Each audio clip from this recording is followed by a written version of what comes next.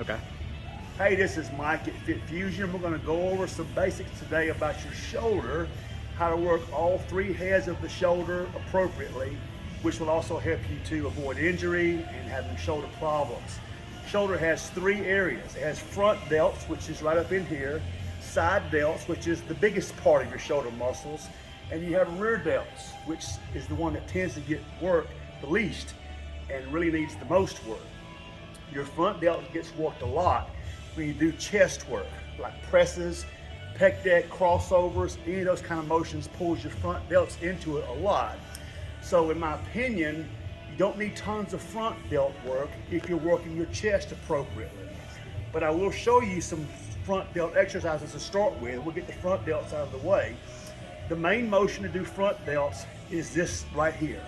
So there's a few ways to do that. You can do them with dumbbells, and you can have your palms facing each other, or you're coming up like this, or you can have your palms facing backwards, coming up like this, the same motion, or you can do them one arm at a time, whatever method you prefer.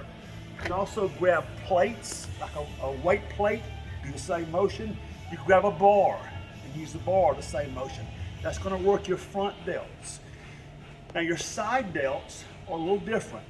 Those are the ones that gets also worked in everything you do for chest and shoulders, not so much on chest, but that's the biggest part of your shoulder. So when you're trying to create a taper from the front and back view, having a developed side delt will give your taper a better look. You will look like you have a V taper much more. You have developed side delts. Now the primary movement for working your side delts are lateral raises like this. And there's several ways to do it. You can have your dumbbells just like this, come to the side, but I recommend not doing this. You want to keep tension on that side delt during the whole exercise. So you're not going to come up and come down the front and lean over, because from right along in here to here, you have almost no tension on that side delt. So what I'd rather you do is have them at your side, come up, come back down to your hip, right back up, down to your hip, right back up. That keeps tension on that side delt the whole time. You want to isolate that side delt even more, turn the dumbbells like this, and as you come up, you keep your pinky on top. You won't get very high because of the shoulder mechanics, but just like that, that's isolating your side delts. It's hard to do, but the burn is nice. So any kind of side lateral movement is going to work those side shoulder, the rear side shoulder muscles. Do those also on a cable machine, where you're holding the cable and doing this kind of thing. You get it behind your back to keep tension, like this the whole time. And you can also cross the cables, do them both at the same time. All that is side shoulders, and those need some decent work in volume every time you do it. Also an overhead press, when your palms are facing outward, works your side delts tremendously. The more your hands are facing in like this, the more you bring your front shoulders into it. And when they turn all the way around like this, it's a lot of front shoulder. So if you're trying to work your side delts on an overhead press, keep your palms facing forward and then press like this. And I recommend you're doing face up shoulder presses, don't do them behind your head. It's very bad for the shoulder joint. But come down very close to your face if you're using a bar, and don't go below, say, your chin, because when you're right along here and you come down lower with that bar, that's a lot of stress on that shoulder joint. So you're pressing from your chin overhead and back down. If you got dumbbells, of course, just keep them in the same motion close to your face. Also, is a great way to work your side delts. There's other things you can do for side delts, but those are the two primary ones: lateral movements and overhead presses. Now let's talk about rear delts, which to me is the most important because it's the most neglected part of the shoulder. What will happen is people will work their front delts doing lots of chest work, and they'll do more front delt work. And they'll do some side delt work too, but they'll skip their rear delts so they look like this.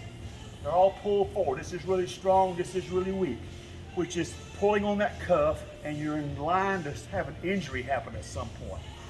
So working the rear delts does a couple of things. Keeps your posture great, keeps those shoulders pulled back, and also from the back view gives you a better taper because your back looks wider because your rear delts are developed. Now the motion for working rear delts is bent over like this. Keep your arms straight. As you come up, just like that. You want high reps, arms straight. The more you bend your elbows, the more you're pulling your traps into it. A better way to do that, as far as not necessarily better, but easier, is get into a pec deck machine where you're facing inside like this, and you pull back, just like this. And that's working your rear delts. Now you also get some trap work, and that's okay. Traps also help to pull your shoulders back, keep you good posture. But one more thing that I love to do on rear delts is a face pull.